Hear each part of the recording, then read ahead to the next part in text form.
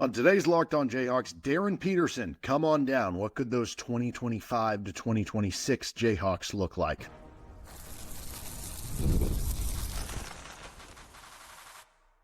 You are Locked On Jayhawks, your daily podcast on the Kansas Jayhawks. Part of the Locked On Podcast Network, your team every day.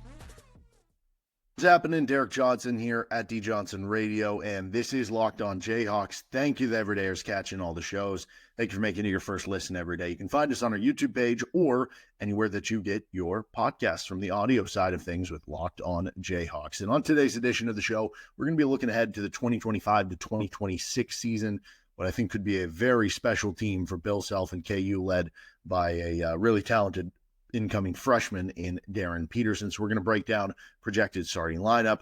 What are they going to do in the offseason? Those sorts of things on today's episode to get you primed as we're honestly 2 months away from the offseason. Hopefully a full 2 months away, and you're playing into April for this year's team. Today's episode of the show is brought to you by GameTime. You can download the GameTime app, create an account, and use code LOCKEDONCollege for $20 off your first purchase. We're going to get into what players they have on the roster for next year, at least possibly, what decisions could be made, starting five projection, bench projection here in this first segment. I do want to say at the very least, I don't want this episode to come across as like, oh, you're not enjoying this season. No, enjoy this season, especially after that big win over Iowa State and where it could turn. But it's always Kansas basketball. You always have, even if you're focused on the here and now, even if your feet are in the here and now, you do have an eye to the future, especially when you have a kid like Darryn Peterson committed for next year. So enjoy this season. This is not me doing this episode to be like, don't worry about this season. There's next season. No, enjoy this season. And no, the next season could be pretty cool too. Okay, anyway, who's on the roster for KU? Let's start with the guards. Darryn Peterson, who we just talked about, he is now the number 2 player in the class on 24/7 Sports. And who knows, maybe he's the most ready, because the guy who's number 1, AJ DeBonsa, part of that is those recruiting rankings. It's overall pro career, like it's overall basketball career. So when you look at the advantages DeBonsa has over Peterson, a lot of it might be like athletic based and what he might do at the NBA level.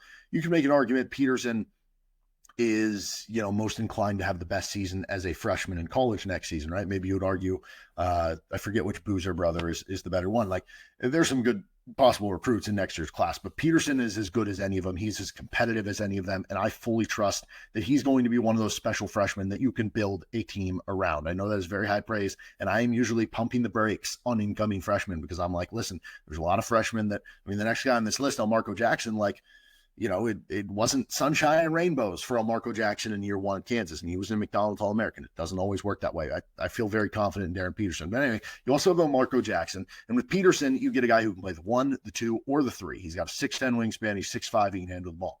With Elmarko, you're probably more looking at him as a point guard. He can be in there as a secondary, ball handler. And honestly, if Elmarko, the big question is coming off the injury, right? If Elmarko is a good defender as he was before the injury, and now you have more seasoning to you, or an even better defender, that could be a fun little, backcourt with Elmarko and Peterson. You have the unbelievable athleticism of Elmarko Jackson. You have the polished game of Darryn Peterson. You have Elmarko's ability to help Peterson handle the ball, where both can bring it up and initiate the offense.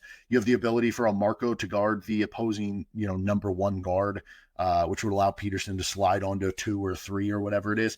I think that'd be a really cool backcourt if it works out. Now, you also have Jamari McDowell in tow for the roster, who's redshirting this year. He'd be a redshirt sophomore for next year. He's somebody who I think more of is like a 2 who could play the 3 if you're going in an undersized lineup, but like in a pinch could be like your 3rd or 4th string point guard in a specific lineup. But clearly there's room to add another guard or 2 to this roster, because you look at it, Shaquille Moore would be graduating, Zeke Mayo would be graduating. I know there's some of this floating stuff about, 5th-year players, they can be allowed to play. That would certainly change things, possibly with, if you got another year of Zeke Mayo. It could possibly change things if Diggy Coit comes back for another year because of the whole JUCO ruling, right? Like, so there's a couple things that could add to this for KU in a hurry. You look at the wing position for KU, and this one is the one where there's some names on this list that we're about to get to that it's like, are all these guys going to be back? Probably not, but they can come back. And again, same thing where it's like, well, if you view Zeke as a wing, since he's been playing a lot of 3 this year,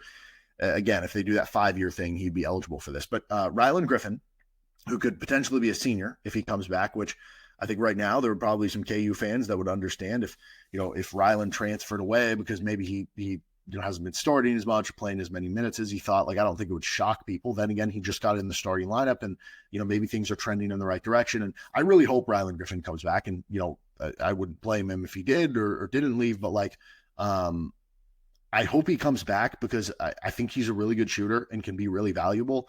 And I think with another year, in Bill Self's system, I think that trust level will come. And it might just be coming right now. Again, he was in the starting lineup on Monday, but I could see him having a big year in year 2 in the Self system if he did come back. And then Marquise Passmore, this is another one where it's like, I think Marquise Passmore could turn into a really productive player for KU, probably jump to the gun. And, I like many other people, kind of thought that, okay, he'd show some stuff this year, maybe be part of the rotation, and then year 2, he'd break out. Now, maybe you push everything back. Maybe you say, okay, can you crack the rotation in year 2 and then maybe break out in year 3 or year 4? I think that's the hope. The hope here is that he doesn't transfer somewhere else going, oh, I'm going to be buried on the depth chart and I want immediate playing time, right? But that would be another one. And then AJ Storr, where he could come back for one more season. It'd be a senior season at Kansas in the second year. And again, maybe he's making steps in the right direction after, he had 8 points against Iowa State off the bench. Based on AJ Storr being at his third college, being at his 7th school since the start of his high school days in 7 years. Again, I don't mean to condemn him. And maybe it's different because I know his girlfriend, I think, plays at KU. So maybe that makes things different and stuff. And again, like, you hope these guys stick it out because Bill Self tends to do better when guys are in the system for multiple years. And maybe in another year from now, if you have a different looking roster, maybe AJ Storr fits it in a better way. I don't know. But he is a possibility to come back. And then you have Samis Calderon, who is an incoming freshman who maybe a little bit more of a project, older for the incoming freshman recruiting class, but in theory is a guy who can be athletic, who has a very long wingspan, and the 3-point percentage hasn't come around. But again, in theory, he will be a good 3-point shooter at some point if you look at kind of the stroke and the hope of what the archetype turns into. The big men for KU on the roster, you're looking at Flory Bidunga, and this is another question mark where it's like, could Flory go pro? I know there was that one mock draft that was kind of circulating the Twitter sphere or the X sphere, whatever you want to call it, the other day, and I don't know that I don't know what to think of that. That guy had I'd never heard of that guy in my life. Like, no offense, like, more power to you. He's putting in work. He's doing mock drafts. Like, great. He's probably never heard of me, right? I don't mean to say it that way. That kind of came out wrong. But the point being, like, I don't know that is like the be all end all, that because this guy has Flory Bidunga in the first round, that's going to happen. I think the guys that I typically look at, like, I haven't really seen him popping up there because I think a lot of them are assuming he's coming back for multiple years. I think the assumption when Flory first came to Kansas from, his guardians to Bill Self and everything was that he was going to be here for multiple years. Now, we've seen that happen before. The plan was for Johnny Furphy to be here multiple years and for Grady Dick to be here multiple years. And then in the case of Grady, after a couple games, in the case of Furphy, by late January or something, like, things do change. I still am leaning toward expecting Flory to come back, but yeah, I guess it is possible that he would go off to the pros, but he would be in line for a star share of minutes and to possibly be a superstar for KU next season, right? Hunter Dickinson graduates. That's a lot of minutes. KJ Adams graduates. That's a lot of minutes to play at either. Then you have Zach Clements, who would be back for, I think, his 5th season at Kansas, be a redshirt senior at that point in time. And, we haven't really got to see what he's been able to do recently because he's been injured and everything like that. But and then you have Bryson Tiller, who's practicing with the team right now. He could kind of be a 4-man. He could kind of be a 5-man. And you could actually throw out some lineups with Clements next to Bidunga because Clements can shoot it a little bit, at least in theory. Again, we haven't really seen it statistically, but I think it's in there. And then Bryson Tiller can, again, shoot it a little bit. Percentages have been more in the 20s for him in his career, but, maybe he has all this time off and kind of redshirting in practice. Maybe he's going to be a 33% 3-point shooter next year, which would really help him play next to Flory because he does have a good finesse game. He can pass it a little bit, dribble a little bit, that you could play those guys next to each other at a 4-5 and have a couple guys with like 7'2" plus wingspans as part of that. So if I'm projecting the starting 5 and the bench rotation for next year's team, here's where we start getting into the offseason a little bit. I would say at the point guard spot, I would say either Elmarko or a portal guard. The reason I'm saying or is this is one that's impossible to know for us because we don't know how Elmarko's doing in his rehab from the injury. We don't know what he's looking like, both in terms of, when he does come back and he's playing and just builds self-trust, right? Like, how does that work? In terms of that being the case, where does Bill Self see him and go, wow, you're so much better than you were before the injury, and now you're more experienced and got to learn a little bit on the sideline? Or does he view, hey, I need to go out and get some star point guard in the transfer portal? So I would say an or on that. I have Peterson at the 2, but he'll have plenty of possessions where he is initiating the offense.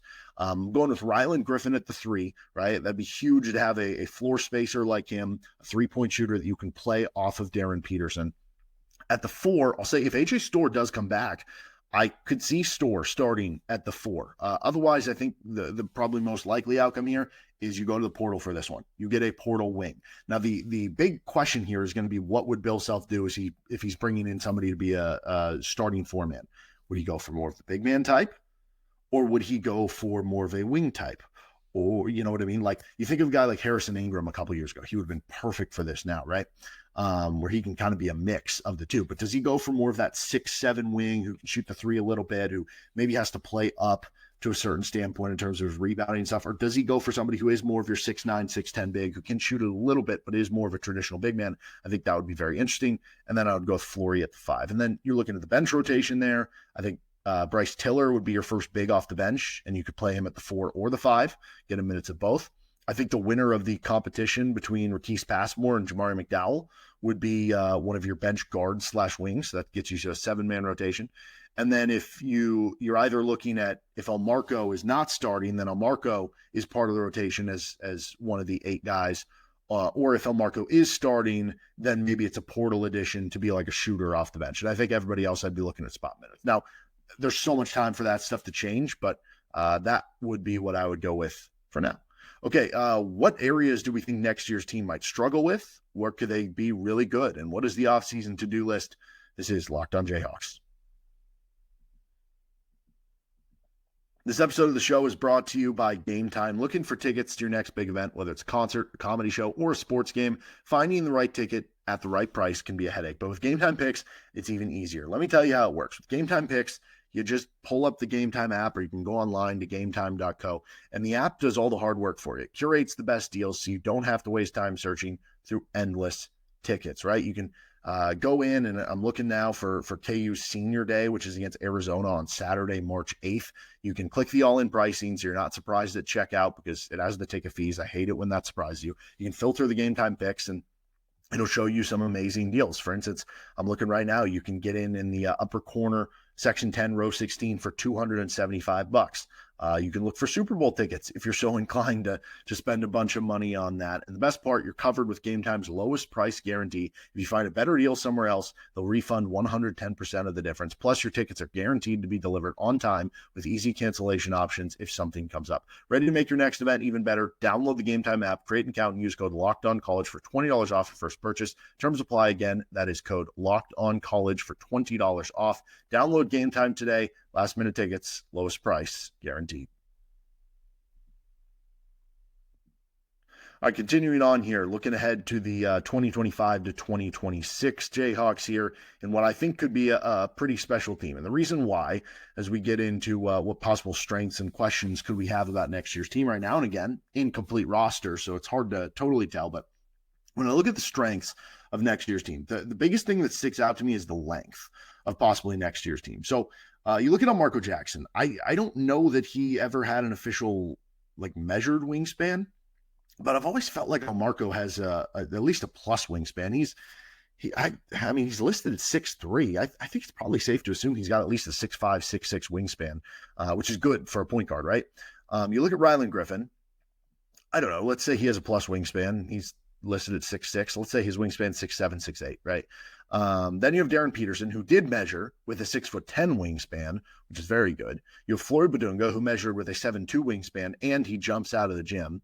Samis Calderon has measured with a 7'2" wingspan as the young freshman. Bryson Tiller has measured as I think I said Bryce a couple times. Apologies for that. Bryson Tiller has measured a 7'3" wingspan. And, you just look at what they have. I mean, who knows what else they would add in the portal and everything like that. Like, this team is long, this team is lengthy, and I think it can be really fun defensively because of that, right? And when you look at the defensive side of the ball too, like, it's not just that you're lengthy and you're just big and you have like Zach Edey down there or something like that. It's that you're long and lengthy and your 5-man's Flory, who can also run with other guys out there. So like, that is really exciting. And that brings me to the next big strength. I feel like defensive versatility and switchability, because when you have length, that helps you make up for a lot of things on the defensive end. But beyond that, like, Flory is very switchable for a college center. You know what I mean? Right now we're seeing him play the 4, and there are certain times where he's not switchable. Like, that's been a big difference in KJ Adams and Flory Bidunga. Flory has been probably the better rim protector for KU. KJ has been better switching 1 through 5 so far this season for KU. And that'll be something Flory probably gets better in another year. But in another year, I think Flory will be playing more 5 as opposed to right now he's playing a lot of 4. And so there's a difference in being a switchable 5-man versus being a switchable 4-man, if that makes sense. Being a switchable 5-man just means every so often you might have to, get out on a guy, but realistically, you're only switching 1 through 4. It helps you with hedging ball screens because you have this guy who can sprint up and down the court. There's just a lot of positives there.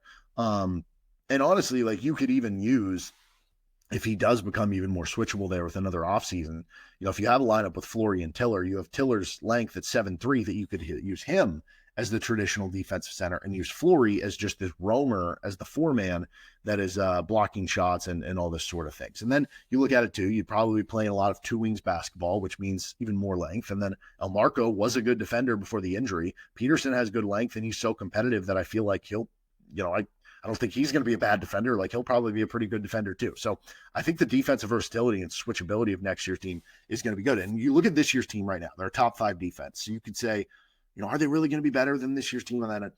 I don't know if like the overall stuff, but I do think they will be more matchup prone, I guess, if that makes sense next year. Like, you look at this year's team, they've been a really good defense, but if you have the right team that can really pace it and space it and put Hunter in a bunch of ball screens and raise the line and do all these sort of things, you can give them a little bit more trouble, right?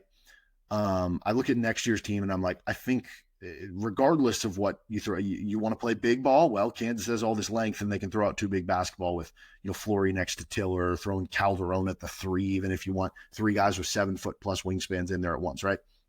If you want to play a pace and space game, then Kansas can play a game next year where they have, 2 wings out there with Elmarko and Darryn Peterson and Flory at the 5, right? So I think they'd be a little bit more matchup prone. The other big strength here is I think they'd have a go-to scoring option. I think you do have a go-to scoring option on this year's team. It is Hunter Dickinson, right? And I think Zeke Mayo from the perimeter. It's been, at home, very apparent that like that is the case. But like, I guess I don't have any questions about that. Like, to me, it'd be Darryn Peterson for next year. Like, I'm so high on him, and honestly, it's kind of scaring me how high I am on Darryn Peterson because I don't want to be let down. But I think that'd be a really lethal combo to have Flory being able to be a rim threat, and then you have Darryn Peterson kind of operating and Rylan Griffen on the side hitting threes. Like, I would just love that kind of 3-man combo. Biggest questions I would have going into next year's team, though, honestly, shooting is going to be one of them coming into the year. Now, this is one of those where I look at and say, when you look at the offseason things that KU needs to accomplish, right, whether it's adding a point guard, whether it's adding a wing, a 4-man, whatever, I look at it and say, which of those players can shoot? Because this is something you can get in the portal, and I don't think they've emphasized it enough. Now, they did with Rylan Griffen. They tried to with Nick Timberlake, but it typically is just like, okay, you're bringing in one, right? Sometimes freshmen struggle in terms of 3-point shooting. So like, what if Peterson has a really good year, but he's only 32% from 3? And if that's the case, Marco Jackson's far from being a knockdown shooter right now. Calderon and Tiller are both sub, 30% 3-point shooters on lower volume at their previous stops. Flory's obviously a non-shooter. Passmore and Clements, like, I think have both, heard the phrase shooting potential around their careers, but have yet to actualize it yet. I think a lot would kind of ride on you bringing back Rylan Griffen, making sure he comes back and having that 3-point shooting, and then finding other portal shooters, because otherwise there are some real questions about the shooting on next year's team. Will they have enough big man offense, right? I mean, Hunter has been unbelievable at scoring in the post for you. I think they will, because If they do find a way to get better spacing, then it'll open up more driving lanes, and that'll make it easier to score on the inside in different areas than you're doing now. Plus, even if Flory isn't Hunter with his finesse game, Bill Self has been so good at getting those easy buckets for powerful guys too throughout his career. Like you think of like a Thomas Robinson, for instance, that I think that would be more of the way that Flory scores. Plus, I do like Tiller's offensive game, but that definitely won't all be a guarantee. And do you go back to where you were during the Jalen Wilson, Kevin McCullough year, where you didn't really have that post-up scoring option that made you want to go out and get Hunter Dickinson? That would certainly be a question there.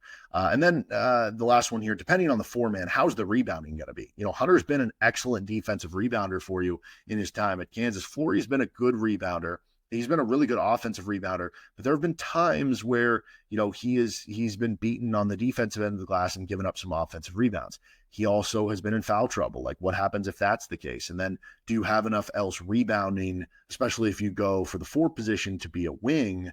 That would be the other big question here, especially if you do bring back Storr and Griffen, and those are your 3 and 4 men, because I don't think either one of those is necessarily great rebounders. I do think it helps that, you've seen a lot of other good years where Kansas had good rebounding years. It's not just the center, right? That certainly helps, and that's the biggest focal point. But like where they've had guards who, you think of like Frank Mason getting maybe 5 rebounds per game or something like that. And I view Darryn Peterson as being that, where like Darryn Peterson can get you 4, 5, 6 rebounds a night, right? To where that's going to help alleviate some of that question, though. But that I think is a question based on how you fill out the rest of the roster. All right, what do you look for in the offseason? We're going to answer that question next. This is Locked on Jayhawks. Thank you for joining us on today's episode, and we are brought to you by PrizePicks, where you can get some action on the big game. And there's no better way to make it even more exciting than with PrizePicks, the best place for playing daily fantasy sports. With over 10 million members and billions in winnings awarded, PrizePicks makes it fun and simple to get in on the action. Here's how it works. You pick more or less on at least 2 player projections, and if you're right, you could win up to 1,000 times your cash. PrizePicks even has a free pick for the big game, where Patrick Mahomes only needs to throw 1 yard to win. Pair that with one more correct pick and you're cashing out. Check out the promos tab to tail any of the super sweet Millie winners. Big game lineups. If you tail a lineup that goes 3 for 3, you can win a split of $1 million in promo funds. Download the app today and use code LOCKEDONCollege to get $50 instantly after you play your first $5 lineup. That's code LOCKEDONCollege for $50 instantly after you play your first $5 lineup. PrizePicks, run your game. Finishing things up on this episode of the show, what is the offseason to-do list after this year for KU basketball headed into next season? So going back to what you'd possibly be looking at, I definitely think you'd be looking to add a guard who can handle the ball and score the ball and be able to shoot threes at a high level. Now, maybe you have that on the roster. Do you consider Diggy Coit, if he's able to get another year from the JUCO stuff, which I would assume he'll be able to? Part of that is a 2-way street. Does Kansas want him back? Does he want to come back? Is he ready to go start a pro career? Right, there's questions there. Would he, with another year under Bill Self, be an even better player? And would the combo of having his offense, Elmarko's defense, be enough for you at that position where you wouldn't need to go out and get somebody else? Or do you go out and get one of the top point guards on the market, and what does that kind of look like? I think you want somebody who is a good 3-point shooter. Going back to the conversation about are they going to have enough shooting, right? I think you want that guy to be able to be a scorer and kind of get back to the game of when we've seen scoring point guards do so well with Bill Self. You certainly are going to need a wing, and you might need wings. And part of that is going to depend on what happens with your current wings, AJ Storr, Rylan Griffen, Rakis Passmore, right? If all of them improve, maybe you only need like one other for depth. Maybe you don't need any others, right, at that point in time. But you definitely need a power wing who can play the 4, I think rebound a little bit, shoot threes at least a solid rate, like getting up, 2 or 3 a game at the very least, on a decent percentage. It'd be ideal if it's even more than that. But, especially if one of those leaves, then yeah, I think that might be like, if you gave me the option between saying, do you want, let's say you can get the number 1 point guard in the transfer portal class, whoever that ends up being, or the number 1 4-man who's like a wing type 4-man, I would take the wing type 4-man. I just love the matchup nightmares that creates for other teams. That would be my choice of the 2, but I don't think you go wrong if you could get, the best at either one. The big interesting one for me to see what they end up doing will be, do they go for a backup big man? Because a backup center specifically, because you could view Tiller and say, okay, we can get him minutes at the 4 and the 5, right? How do you feel about Zach Clements? Does he stick around another year? And then furthermore, the idea with Flory, right? You don't want to get a big man that comes in and plays over Flory, and I don't think that would be the case. And I think Flory is going to be a star if he comes back next year. That I don't think the guy would beat him out anyway. But knowing that Flory has had a proclivity to, foul in certain games and get in foul trouble, which that's not that non-exclusive to freshman big men anyway. So like, you'll probably get better at it next year. But you want more insurance in case that does happen next year. Now, maybe you feel covered if Clements comes back and Tiller and you say, hey, those are the 3 guys you can have at the 5. But we've seen this year, Clements got hurt, and then who's your other guy? So maybe you can go out there and get a Tarek Black type, right? A guy who can be a veteran center who, can come in. If he plays 15 minutes, if he plays 20 minutes, whatever it is, he can be a vet. He can be another body for you. I think that would make a lot of sense for KU to bring one more. And then, if you're just filling out the rest of the roster, like shooters and scorers to come in the bench and fill out the lineup and give you more scoring punch if you need it. All right, that'll do it for this episode of Locked On Jayhawks. You can find our show anywhere you get your podcast, including on our YouTube page. We'll be back at you tomorrow for a little Kansas State preview. Should be a good one in Manhattan. Preview it right here, anywhere you get your podcast or on our YouTube page. See you next time with Locked On Jayhawks.